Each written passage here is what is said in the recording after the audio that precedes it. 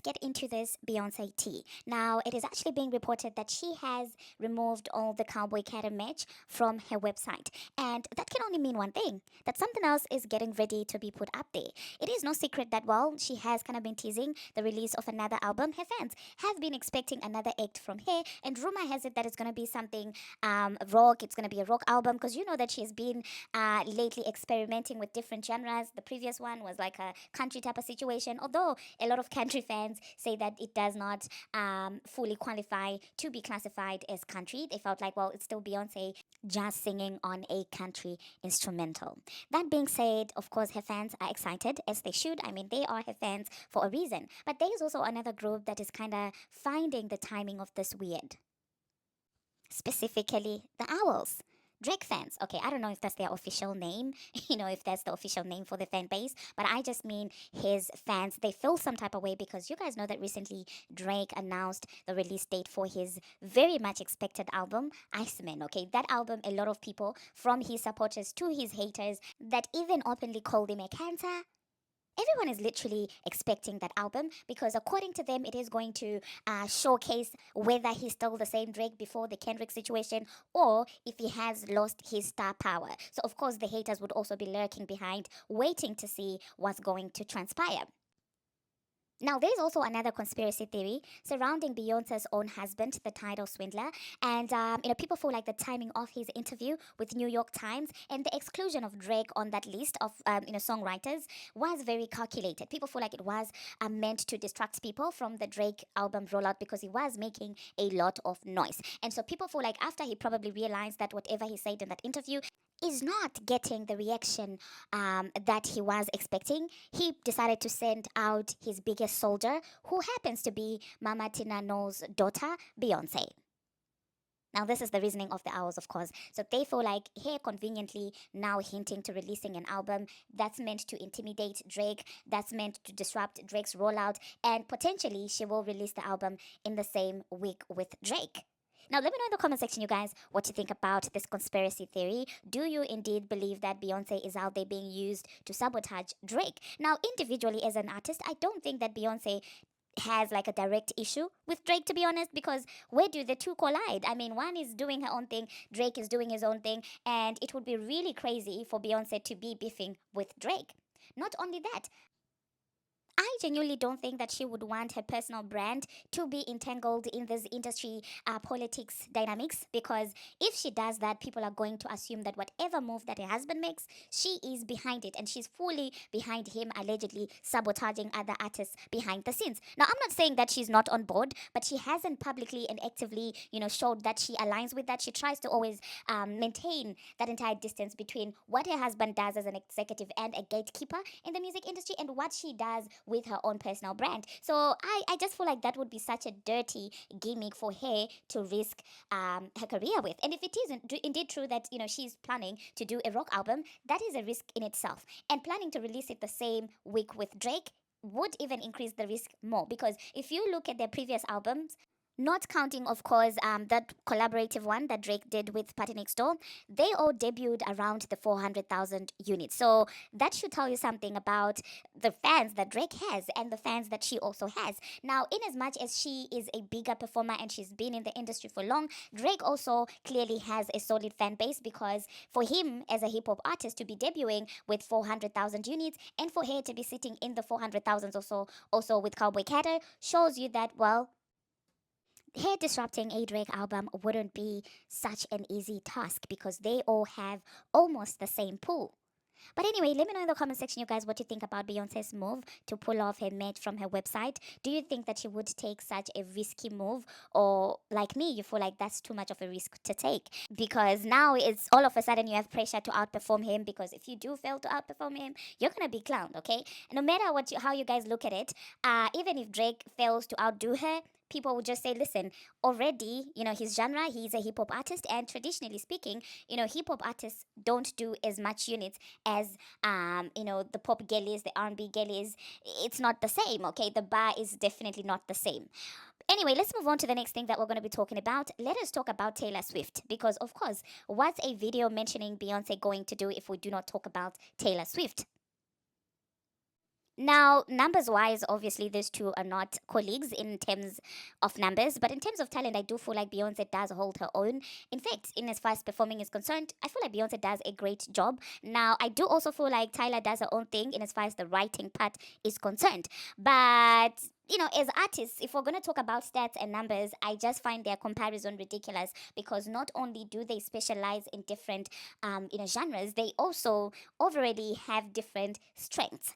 That being said, Taylor also decided to put out a countdown, and people were like, look at her moving when Beyonce does, because for some reason, that countdown from Taylor went up the time that people started noticing that something is happening on Beyonce's website. And so people thought like, well, that was her being messy and her trying to compete with Beyonce. But it is important to note that that countdown is not for her personal song. It is for Toy Story that's going to be coming out. So I don't think that she has full autonomy when it comes to that soundtrack, to be honest. But I could be wrong. Let me know in the comment section, do you find that messy? Do you think that that was intentionally done to disrupt Beyonce or not?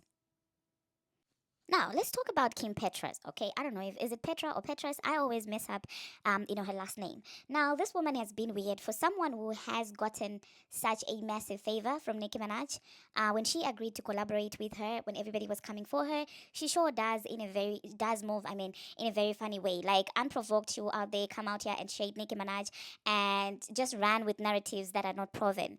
I was shocked to see that she would be one of the first people to turn on Nicki Minaj, taking things that she said out of context, trying to make it seem like she has issues with a certain community, despite her working with you when she absolutely knew that you are from the same community. It's very interesting when I see people turn around and do all this performative stuff. Now, this girl is now claiming that she has been hacked after a very interesting chart was outed. Now, this is what the chart says. It says, Detour coming to Outstream alone. We need to remove the song with that beast of a lady from my discography. What do you think? Okay, by beast, of course, she is referring to Nicki Minaj because Alone is the song they did together.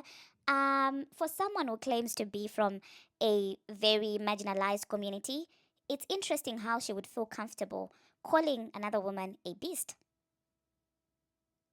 Now, I don't want to dwell on this, but because I just feel the rage within me, and I'm afraid I will say something that's not nice. So it's the audacity for me. That's all I'm just going to say. That in one breath you're crying for respect. Okay, you want your rights respected. You want to be seen as equal to everyone, and then you turn around and call a woman a beast.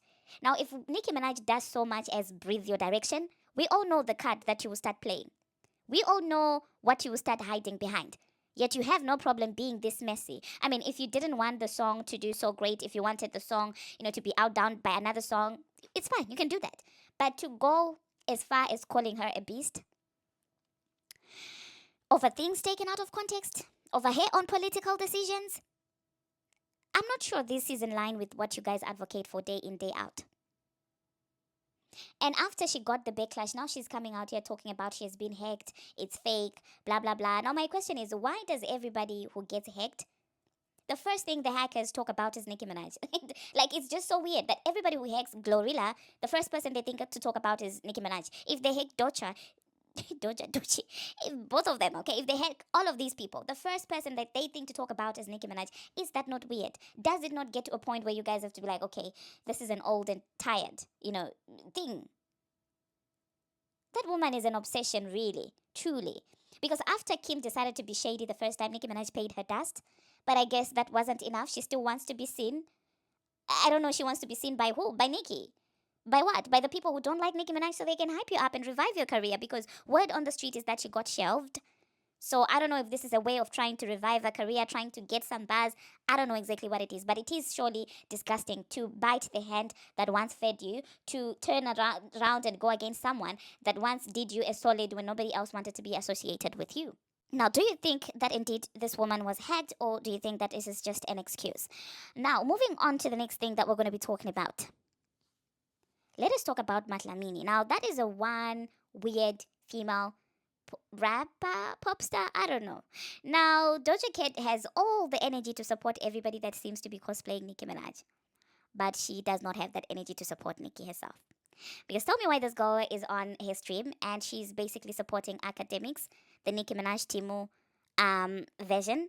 Now I feel kind of bad, talking about that girl because somebody said that she's a teenager, and I was just like, listen, if she's a teenager, I mean, I don't have the energy for her. It's weird cosplaying as someone and never giving um them their flowers. But she has the song called Coconut Water, which I do believe is such a ridiculous song. And Doja Cat was on stream singing that song, and her fans were celebrating. They were like, "Oh my God, look at her! Supporting it, supporting that one." And I'm like, Doja yourself, you bite a lot from Nicki's style, so I would understand you standing in solidarity with another copycat. Like it would totally make any sense for me. But knowing Doja Cat again, listen, I'm not trying to defend her, but knowing Doja Cat and how weird she can be, I wouldn't be surprised if that's actually her mocking that girl, okay? Because just when I said coconut water, and she likes to imitate a lot of things. So I don't know what's going on with her, with Matlamini. Like at this point, I just feel like she does anything for some form of virality or some form of attention. She's been a little bit awkward for the longest of time. But let me know in the comment section, you guys, would you be here for a collaboration between Academics Minaj and of course Doja Cat? Now that reminded me of something that I've been wanting to talk about, you guys. I don't know why I've been skipping that, but Mikisha, I hear Mikisha was trying to be shady the other day when the rumors about Nicki Minaj and Kenneth Petty were circulating. And I'm like, Meek, you have not learned your lesson because you guys, if you didn't know, word on the street is that, he got checked by Kenneth at some point. And so he knows not to mess with Nicki Minaj. So I guess he was excited when he heard the rumor that they're no longer together because he felt like finally he can fix his lips and talk about Nicki Minaj because that would mean that Kenny is no longer protecting her, which is very weird. I mean, for him to wait all these years after getting checked and pressed to finally speak on Nicki Minaj, it's absurd. And the funny thing is, just before sending out that petty and shady tweet, he was complaining about the music industry, complaining about how they did him dirty, how the executives this and that. And when it comes to Meek, I'm sorry, my sympathy is used up. I ran out of sympathy. Like I don't have any more left in me. Like all the sympathy I had is trapped in Bongo 2's wig. Okay, that's where I used up all of my sympathy. For real, everything has been siphoned by Bongo too. She siphoned it when she was doing that Tory Lane situation, and I used all of it up. I've none left for Meek Mill, okay? He can even stand on top of a mountain and scream that Jay did this, the Diddler did this, they made me Bunny Hope. I don't care, Meek Mill, because at some point you were enjoying the benefits and reaping the benefits of suppressing other artists and of them protecting you when you were allegedly putting hands on a woman and you even blocking that woman's documentary. So the entire back and forth or the contradiction between him complaining about the industry and going ahead to sub a woman that you allegedly were putting hands on, a woman that had her documentary blocked to protect you. Like, which one is it? I hope Charlamagne continues to talk smack on him. Not that I care about Charlamagne myself, but I'm just saying when that